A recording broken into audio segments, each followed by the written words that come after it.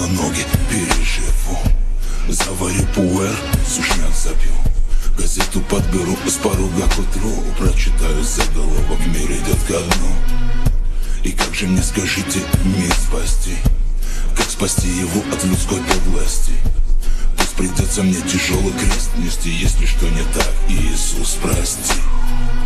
Я не виноват, что жизнь так косит, она за добродушие много просит.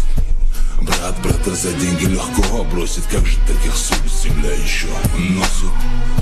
Я не понимаю в жизни арифметику, приму две дорожки, они в пакете.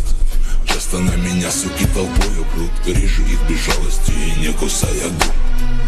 И пусть орут суки, что я бессердечный, я знаю в жизни путь мой больно млечный. Как только дойду до цели своей конечной, попрошу у Бога, и Он мир излечит.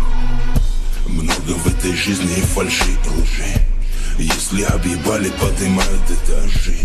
И пророки там уже не помогут, напрямую, братец, обращайся к Богу. Видимо, Бог занят, звони секретарю, попроси, чтоб заканчивал уже игру.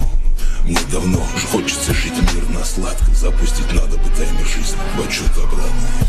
Жизнь бродягу вынуждает часто биться, руки разбиваю в кровь, чтобы пробиться.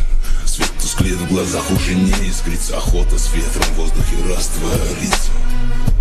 И давно не радует нас жизни и краски, за подлой плотью часто вижу улыбчивые маски. Заебали жизни беспонтовые тряски, хочется жить уже по сюжету сказки. Но я понимаю, что жизнь не сказка, и не ожидает меня феи ласка. В жизни своей тропиночку я сам украшу, чтобы четко распознать цвета, заварю кашу.